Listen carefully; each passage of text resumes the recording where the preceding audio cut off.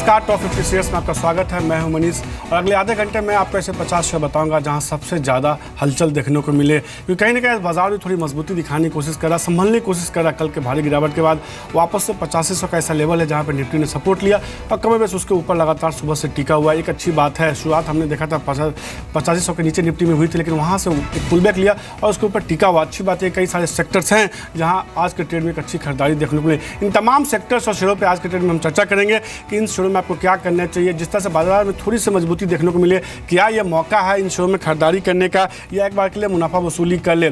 Pharma शेयरों में आज के ट्रेड में वापस से खरीदारी देखने को मिली। कल भी हमने देखा था छोटे बड़े फार्मा शेयरों में एक अच्छी मजबूती देखने को मिली थी, उस पर चर्चा करेंगे। इसके अलावा जेएनएफसी में जो भारी गिरावट आई है, इस पर क्यों गिरावट आई है, कितनी गिरावट और देखने को मिल सकती है, क्या असर हो सकता है, इस पर बात करेंगे। शेयर में करीब 20% गिरावट देखने को मिली। इसके अलावा कुछ एक ऐसे स्टॉक्स पर आपको चर्चा करेंगे जिसमें जोरदार तेजी है और आज इन शेयरों पर चर्चा कम हो रही है। यूएस चुनाव का भारत पे कितना असर होगा, आपके पोर्टफोलियो पे कितना असर होगा, किन शेयरों पे सबसे ज़्यादा असर होगा, इसको जानने की कोशिश करेंगे। और एक मिड डे जैकपॉट शेयर बताएंगे जिसमें कि उम्मीद है कि एक बेहतर रिटर्न देखने को मिल सकता है। लेकिन भारतीय एयरटेल का स्टॉक्स देखिए, उसमें कहीं ना कहीं थोड़ी सी मजबूती देखने को मिल रही है। कुछ पॉजिटिव खबर आई है जिसका असर सीधे तौर पर देखने को मिल रहा है। एक कंपनी को जो है कुवैत के जैन में अफ्रीका सेटलमेंट मामले में जो है करीब 12 करोड़ रुपये देगी। कुवैत कंपनी जैन जो है सेटलमेंट मामले में जो है करीब 12 करोड़ डॉलर देगी। पॉजिटिव ट्रिगर उसके बाद देखिए शेयर में कहीं ना कहीं एक अच्छी मजबूती देखने को मिल रही है। क्या राय होगी, शुरुआत टेलीकॉम स्टॉक्स के साथ ही करते हैं कि जिस तरह से हमने देखा राकेश तेजी देखने को मिली। भारतीय एयरटेल देखिए इस खबर के बाद दिन के ऊपरी स्तर के आसपास ट्रेड करा। क्या आपको लगता है कि थोड़ी खरीदारी और भी देखने को मिल सकती है? डेफिनेटली मनीष, खरीदारी देखने को मिल सकती है। 8500 नीचे में एक सपोर्ट है और हम ग्लोबल वॉलेटिलिटी के साथ हम भी वॉलेटिलिटी में पार्टिसिपेट कर रहे हैं और 8500 जब तक ना टूटे, मानना नहीं चाहिए कि 8500 टूटेगा। और एज ऑफ नाउ आज ही हमने 8500 से एक रिबाउंड लिया है। And Manish, as a disclosure, हमने अपने निफ्टी की शॉर्ट पोजीशंस और इन्फोसिस की शॉर्ट पोजीशंस सुबह मॉर्निंग में काटी हैं और एज ऑफ नाउ हम शॉर्टिंग को बिल्कुल अवॉइड कर रहे हैं, साइड में बैठे हुए हैं। और मेरा ऐसा मानना है ये मार्केट जो है मनीष, ये मिड कैप्स का मार्केट है और जहां पर भी मल्टी ईयर ब्रेकआउट देखने को मिल रहे हैं, बड़े चार्ट्स पे बड़े ब्रेकआउट देखने को मिल रहे हैं, इतने खराब मार्केट में हम बेसिकली उन स्टॉक्स में फोकस कर रहे हैं। तो सीधे तौर पर कई सारे छोटे मजूल स्टॉक्स पे ही राकेश को लगता है कि तेजी देखने को मिल सकती है। शुरुआत छोटे मजूल स्टॉक्स के साथ ही करते हैं। आज देखिए पेपर शेयर में एक अच्छी मजबूती देखने को मिली। स्टार पेपर करीब 5% की मजबूती के साथ कारोबार कर रहा है। इसके अलावा देखिए आज के टाइम में रामा न्यूज प्रिंट में एक जोरदार तेजी करीब 14% की मजबूती के साथ दिन के ऊपरी स्तर के आसपास ट्रेड करा। स्टार पेपर इनफैक्ट 5% का परसेंट भी लगा हुआ है। जेके पेपर देखिए वहां भी मजबूती देखने को मिली है। कल के ट्रेड में हमने देखा था सीएसआई पेपर, रुचिरा पेपर जैसे स्टॉक्स में तेजी थी। जिस तरह से पेपर स्टॉक्स में राकेश खरीदारी देखने को मिल रही है, क्या आप एक दो शेयर खरीदारी करने की सलाह देंगे यहाँ पे? मनीष, एंटायर पेपर स्टॉक का रुझान काफ़ी अच्छा लग रहा है और आपने एक स्टॉक का जिक्र करा, रामा न्यूज़ प्रिंट। ये काफ़ी बड़ा अंडर परफॉर्मर रहा है, बट अब टेक्निकल स्ट्रक्चर सुधर रहा है और एक बड़ा ब्रेकआउट देखने को मिल रहा है। रामा न्यूज़ प्रिंट में अगर आप देखें तो नीचे में 27-28 एक बेस है और स्टॉक में देखें तो मेरे को लगता है एक बड़ी तेजी 40 का आंकड़ा ये स्टॉक ऊपर में पार करने का दमखम रखता है। स्टार पेपर की बात करें तो यहाँ भी टेक्निकल स्ट्रक्चर काफ़ी स्ट्रांग है। एक वी शेप रैली ऑलरेडी देखने को मिल रही है। नए निवेश की सलाह नहीं दूंगा, किसी के पास पोजीशन है तो होल्ड करना चाहिए। जेके पेपर का भी टेक्निकल स्ट्रक्चर स्ट्रांग है, एक ऑलरेडी एक अच्छा रनअप देखने को मिला है। जेके पेपर भी होल्ड करना चाहिए, गिरावट पे ऐड करना चाहिए। अगर नई पोजीशन लेनी है तो मेरा ऐसा मानना है रामा न्यूज़ प्रिंट पे नजर रखनी चाहिए। तो सीधे तौर पर रामा न्यूज़ प्रिंट में और अच्छी मजबूती देखने को मिल सकती है। 40 रुपये तक का लक्ष्य मान के चले। इसके अलावा जेके पेपर एक शेयर होगा जो उनको पसंद है, उनके राकेश की राय है कि आप इसको होल्ड कीजिए, यहाँ से मजबूती देखने को मिल सकती है। रामा न्यूज़ प्रिंट में लेकिन उनको लगता है यहाँ से एक बड़ी रैली देखने को मिल सकती है। 40 रुपये का वो लक्ष्य मान के चलना है, जबकि 27 रुपये का स्टॉप लॉस लगाने की वो सलाह दे रहे हैं। कुछ और स्टॉक्स देखिए आज के ट्रेड में वापस से राकेश चीनी शेयर में जोरदार तेजी देखने को मिली है। जिन शेयरों के नाम में शुगर लगा हुआ वहाँ खरीदारी है। पोनी शुगर ने पूरी तेजी को लीड किया, 17-18% की मजबूती, करीब 18.5% की मजबूती देखने को मिले। Dharani sugar, Kothari sugar, Rana sugar, Simbhaoli sugar, इसके अलावा Uttam sugar, Ugar sugar, KM sugar, KCP sugar, Mawana sugar, तमाम शुगर स्टॉक्स में आज के ट्रेड में एक अच्छी मजबूती देखने को मिली। इस मिठास पे भरोसा करेंगे क्योंकि हमने देखा है बहुत बड़ी रैली, बीते 2 महीनों से लगातार गिरावट, वापस से खरीदारी, अच्छे वॉल्यूम के साथ तेजी देखने को मिली है। क्या आपको लगता है कि तिवारी सीजन जो बेहतर रहे हैं, नतीजे थोड़े बेहतर कल आए भी थे, कुछ चीनी कंपनियों के घाटे से मुनाफे में आई है, इसके ट्रिगर के आधार पे अभी कुछ एक चीनी शेयर जिसमें खरीदारी करनी चाहिए बीते कई दिनों की गिरावट के बाद? मनीष, जितने स्टॉक्स के आपने नाम लिए उनमें जो एक स्टॉक मुझे अच्छा लग रहा है वो है पोनी शुगर। इस स्टॉक ने 200 रुपये के अराउंड एक अच्छा बेस बनाया है। गिरावट में स्टॉक को बाय करके चलना चाहिए और इस स्टॉक के अंदर अगर आप देखें तो ऊपर में 280 के लेवल्स देखने को मिल सकते हैं। करेक्शन पर इस स्टॉक को बाय किया जा सकता है। और दूसरा जो स्टॉक जिसका आपने नाम लिया वो मवाना शुगर है, जिसके अंदर आज ही के सत्र में एक यू टर्न देखने को मिला है। एज ऑफ नाउ 45-46 एक अच्छा बेस है और इस स्टॉक में ऊपर में 58-59 के लेवल्स देखने को मिल सकते हैं। एल्स मुझे जो दूसरे स्टॉक्स पसंद है शुगर स्पेस से, एक मेरे को डालमिया भारत शुगर काफ़ी पसंद है। एक अच्छी खासी ईपीएस कंपनी ने रिपोर्ट करी है। मुझे लगता है डालमिया भारत शुगर को जरूर बाय करना चाहिए। स्टॉक में काफ़ी दमखम है एक अच्छी री रेटिंग दिखाने का, और डालमिया भारत शुगर के अंदर मुझे लगता है 140-144 के लेवल्स शॉर्ट टर्म में देखने को मिल सकते हैं। तो डालमिया भारत शुगर में और अच्छी मजबूती देखने को मिल सकती है खरीदारी करने की, और आपके पास है तो होल्ड करने की सलाह दे रहे हैं। पोनी शुगर भी पसंद है राकेश को, उनको लगता है 280 रुपये तक का लक्ष्य देखने को मिल सकता है। अभी सर्किट लगने में करीब 1% बचा हुआ है, हो सकता है कि सर्किट मतलब औपचारिकता मात्र है, थोड़े दिन हो सकता है कि पोनी शुगर में सर्किट भी लगता हुआ दिखे। कुछ और स्टॉक्स देखिए जहाँ आज के ट्रेड में मजबूती देखने को मिली। होजरी शेयर में आज के ट्रेड में एक अच्छी खरीदारी देखने को मिली है, और काफ़ी दिनों के बाद ये ट्रेंड देखने को मिला कि पूरे होजरी स्टॉक्स में खरीदारी है। टीटी लिमिटेड हो, लक्स इंडस्ट्रीज, मैक्सवेल जैसी इंडस्ट्रीज में खरीदारी देखने को मिली है। क्या होजरी शेयर में आपको लगता है कि शॉर्ट टर्म में इस खरीदारी पे दाव लगाना चाहिए, ट्रेंड है उसके साथ जाना चाहिए, कुछ मुनाफा मिल सकता है? बिल्कुल, डेफिनेटली मुनाफा मिल सकता है। और इस स्पेस से जो टॉप पिक रहेगा वो मैक्सवेल इंडस्ट्रीज है, जिसमें आज ही के सत्र में एक ब्रेकआउट देखने को मिल रहा है। 60 रुपये 61 रुपये एक अच्छा बेस है, और मैक्सवेल में मुझे लगता है एक अच्छा खासा पोटेंशियल देखने को मिल सकता है। ऊपर में 72-73 के लेवल्स शॉर्ट टर्म में देखने को मिल सकते हैं। तो मैं सीधे तौर पे तेजी देखने को मिल सकती है। चूंकि होजरी शेयर की बात करते हैं, एक बार टेक्सटाइल स्टॉक्स भी देख लेते हैं राकेश, क्योंकि दोनों सेक्टर कहीं ना कहीं जुड़े हुए हैं। और टेक्सटाइल स्टॉक्स भी देखिए आज के ट्रेड में मजबूती दिखा रहे हैं। इंडोरामा सिंथेटिक जैसे स्टॉक्स है जहाँ की अच्छी मजबूती देखने को मिले। इसके अलावा कुछ एक और स्टॉक्स देखिए, हालांकि सेंचुरी टेक्सटाइल जैसे दिग्गज स्टॉक्स में बिकवा, लेकिन बॉम्बे डाइंग जैसे स्टॉक्स में खरीदारी देखने को मिली। टेक्सटाइल सेक्टर में कोई और शेयर जो आपको पसंद हो? देखिए, टेक्सटाइल में सेंचुरी टेक्सटाइल काफ़ी अच्छा लगता है, जहाँ पर एक पॉजिटिव रुझान है गिरावट पे, इस स्टॉक को बाय करके चलना चाहिए।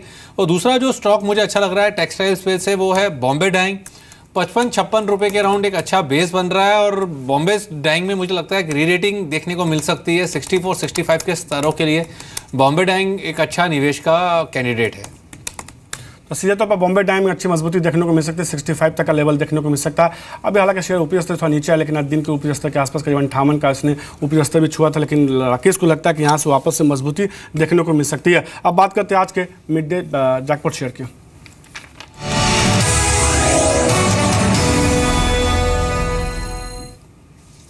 और आज के लिए आज का बतौर मिड डे जैकपॉट शेयर देखने से पहले हिंदुस्तान कॉपर पर देखिए, कल जो है बतौर मिड डे जैकपॉट शेयर बताया गया था। पूरे पीएसयू सेक्टर में खरीदारी देखने को मिलता है। कल भी देखिए शेयर में अच्छी मजबूती, आज भी ये शेयर मजबूत है। कल गिरते हुए बाजार में शेयर मजबूती दिखा रहा था। एक समय ये शेयर 62-63 के आस के जोन में ट्रेड कर रहा था। आज का जो बतौर मिड डे जैकपॉट शेयर होगा, एक सेक्टर जिसमें आज खरीदारी देखने को मिली है, अल्कोहल सेक्टर जुड़ी कंपनियों की सोम डिस्टिलरीज होगी, जहां पे एक अच्छी मजबूती देखने को मिल सकती है। आज देखिए पिंकॉन डिस्टिलरी जैसे स्टॉक्स में एक अच्छी मजबूती देखने को मिली है। तो कहीं ना कहीं अल्कोहल शेयर में वापस एक खरीदारी का रुझान देखने को मिला। ऐसे में लगता है कि सोम डिस्टिलरी जैसे स्टॉक्स में एक अच्छी मजबूती देखने को मिल सकती है। कुछ वजह है जिसके आधार पर शेयर को चुना जा रहा है, लग रहा है कि यहाँ से एक मजबूती देखने को मिल सकती है। बीते अगर आप 15-20 दिनों का ट्रेंड देखिए, बहुत ज़्यादा तेजी देखने को नहीं मिली है, और शेयर जो है अपने सितंबर में जो उसने हाई बनाया था उससे करीब 20-22% नीचे ट्रेड कर रहा है। अब इस कंपनी के जो नतीजे आने वाले हैं, माना जा रहा है कि दूसरी तिमाही के नतीजे बेहतर देखने को मिल सकते हैं। प्रॉफिट में करीब 30 से लेकर 40% तक का ग्रोथ देखने को मिल सकता है अगर साल दर साल बात करें तो। वहीं ऑपरेटिंग मुनाफा देखिए, वहां काफी शानदार ग्रोथ देखने को मिल सकता है, करीब 25 से लेकर 35% तक का ग्रोथ देखने को मिल सकता है। सबसे बड़ा जो पहली तिमाही के इस कंपनी के नतीजे आए थे, उसमें प्रॉफिट जो है तिमाही दर तिमाही करीब 7 गुना के आसपास बढ़ता हुआ दिखा था। तो ऐसे में उन कंपनियों के जिसके नतीजे बेहतर आने की गुंजाइश है, जिसमें अभी तक तेजी देखने को नहीं मिली है, ऊपरी स्तर से बहुत गिर चुके हैं, उन शेयरों में खरीदारी का रुझान देखने को मिल सकता है। सोम डिस्टिलरीज में अगर वैसे भी आप देखिए, बीते 10-15 दिनों से लगातार एक रेंज में ट्रेड करा, जैसा कि मैंने बताया भी कि सितंबर के हाई से शेयर अभी भी 20% के नीचे ट्रेड करा। करीब जो शेयर का जो हाई था वो 200 रुपये के आसपास का था। अब जो इसका लक्ष्य यहाँ से निकल के आता है करीब 185-80 के आसपास आता है, जहाँ तक ये शेयर जाता हुआ दिख सकता है। जबकि आपको स्टॉप लॉस जो है लोअर लेवल 180 का लक्ष्य होगा। लोअर लेवल से चूंकि अब शेयर में एक अच्छी रैली देखने को मिल रही है, तो आप अपने वित्तीय सलाहकार के मुताबिक अपने स्टॉप लॉस को 2-2.5% नीचे का लगा सकते हैं। राकेश, क्या राय होगी? देखिए, स्टॉक में पॉजिटिव चीज़ ये है कि नीचे में 170 के अराउंड एक सपोर्ट बना हुआ है, ऊपर में 180 एक रेजिस्टेंस है, और 170 के अराउंड एक डबल बॉटम लगा है। कोई इस पैटर्न पे ट्रेड करना चाहे तो जैसे आपने बताया वैसा किया जा सकता है। तो तो 180 रुपये तक का लक्ष्य राकेश मान के चलने के देखने को मिल सकता है। कुछ और सेक्टर्स देखिए जहां आज के ट्रेड में मजबूती देखने को मिले, खासतौर पर वैसे शेयरों की बात करते हैं जिसमें जोरदार तेजी है और इन शेयरों पर चर्चा थोड़ी कम होती है। श्रीराम ईपीसी 20% के अपर सर्किट पर कारोबार करा, सुबह ही हमने देखा था मजबूत खुला, एक अच्छी मजबूती देखने को मिली है। इसके अलावा वेल्सपुन इंटरप्राइजेस देखिए, वहां करीब 11% की मजबूती देखने को मिल रही है। कामधेनु लिमिटेड देखिए, वहां करीब 10% के आसपास की मजबूती। स्टोर वर्ल्ड रिटेल में काफी दिनों के बाद एक अच्छी मजबूती देखने को मिली। शुरू के 5 स्टॉक सबसे पहले देखते हैं जहां तेजी देखने को मिल रही है। इसके अलावा बैंक ओवरसीज देखिए, यहां करीब 6% के आसपास की मजबूती देखने को मिली। शुरू के 5 स्टॉक्स में क्या रहा होगी? Shriram EPC, Welspun enterprises, Kamdhenu limited, store world retail और बैंक ओवरसीज। देखिए, सभी का टेक्निकल स्ट्रक्चर काफ़ी अच्छा है। कामधेनु का तो काफ़ी बेहतरीन टेक्निकल स्ट्रक्चर है, but V shape rally already देखने को मिल रही है। किसी के पास पोजीशन है तो होल्ड करना चाहिए, गिरावट पे नई पोजीशंस में बाय करें। वेल्सपुन इंटरप्राइजेस एक नई खरीदारी का मुझे लगता है दावेदार है। आज ही के सत्र में एक ब्रेकआउट देखने को मिल रहा है।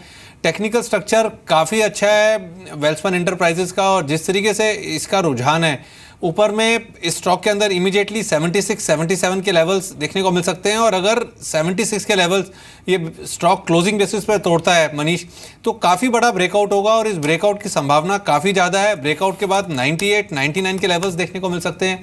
श्रीराम ईपीसी में भी आज ही के सत्र में एक ब्रेकआउट देखने को मिल रहा है। काफ़ी समय बाद स्टॉक मूवमेंट में आया है और किसी के पास पोजीशन है तो मेरा ऐसा मानना है होल्ड करना चाहिए। तो श्रीराम ईपीसी होल्ड करने की सलाह होगी। अगर आपके पास है नए पोजीशन तो नहीं खरीद सकते, शेयर अपर सेक्टर ट्रेड का। इसके अलावा वेल्सपुन इंटरप्राइज उनको पसंद है, वहाँ मजबूती देखने को मिल सकती है। कामधेनु भी उनको पसंद है, उनको लगता है कि उसमें होल्ड कीजिए, मजबूती देखने को मिल सकती है। 5 स्टॉक्स और फटाफट देख लेते हैं, फिर कुछ एक ऐसे बजिंग स्टॉक्स की बात करेंगे जिसमें आज बहुत ज़्यादा मूव देखने को मिला। 20 microns, Balaji amines, Pincon spirit, cords cable, Sanghvi forging जैसे स्टॉक्स है जहां पे आज के ट्रेड में खरीदारी देखने को मिले। क्या राय होगी? ये छोटे स्टॉक्स हैं, सामान्य तौर पर इन स्टॉक्स में देखिए वॉल्यूम की दिक्कत तो होती है, लेकिन आज वॉल्यूम के साथ खरीदारी देखने को मिली। आप भरोसा जताएंगे क्या किसी शेयर पे? बिल्कुल भरोसा जताएंगे, और इसमें से जो टॉपिक मुझे लगता है वो है 20 माइक्रोन्स है। काफ़ी बड़ा ब्रेकआउट 20 माइक्रोन्स के अंदर स्टॉक के अंदर देखने को मिल रहा है। मौजूदा स्तर 42 रुपये के हैं और मेरा ऐसा मानना है पोजीशन को होल्ड करना चाहिए। और ऊपर में 46 रुपये का लक्ष्य है, इमीडिएटली मुझे शॉर्ट टर्म में दिख रहा है। और मनीष, अगर ये 46 के लेवल स्टॉक तोड़ता है, जैसे मैंने मेंशन करा कि ये मार्केट मिड कैप का है, 46 के लेवल तोड़ता है जिसकी संभावना है, तो एक मल्टी ईयर ब्रेकआउट होगा। 46 के ऊपर क्लोजिंग लेता है तो 56-57 के लेवल्स ऊपर में देखने को मिल सकते हैं। तो सीधे तौर पे 20 माइक्रोन्स में अच्छी मजबूती देखने को मिल सकती है। 57-56 तक का लक्ष्य मान के चल रहे हैं राकेश। उनको लगता है कि शेयर में उछाल देखने को मिल सकता है, आपके पास है तो होल्ड कीजिए, चाहे तो गिरावट पर ताज़ा खरीदारी भी करके चल सकते हैं। अब मेरे साथ सुमित जुड़े हैं। सुमित, सामान्य तौर पर जो है आपसे बात जब होती है तो आप निवेश के कुछ बेहतर विकल्प बताते हैं जिसमें कि अच्छी तेजी देखने को मिल सकती है कुछ हफ्तों में, कुछ महीनों में। सामान्य तौर पर आपसे चर्चा मेरी यही होती है, लेकिन आज आपने कुछ एक ऐसे स्टॉक्स बताया है जिसमें बहुत ज़्यादा हलचल देखने को मिली है। अब मैक्सिमम लोगों की नज़र इन 2 स्टॉक्स पे होगी। खासतौर पे जीएनएफसी देखिए, भारी भरकम गिरावट, 20% के आसपास गिरावट, बीते 10 दिनों में शेयर में करीब 60% तक उछाल। और सीएससी देखिए, एफओनो का शेयर है लेकिन वहाँ भी करीब 7-8% गिरावट देखने को मिल रही है। इन दोनों शेयरों में इस तरह की गिरावट क्यों देखने को मिल रही है? मनीष, क्योंकि आप निवेश का विकल्प थोड़ी देर पहले बता चुके हो तो मेरे सामने गिरावट वाले शेयरों का ही विकल्प बचा है बताने के लिए। तो पहला नाम तो जीएनएफसी का है चुनने की।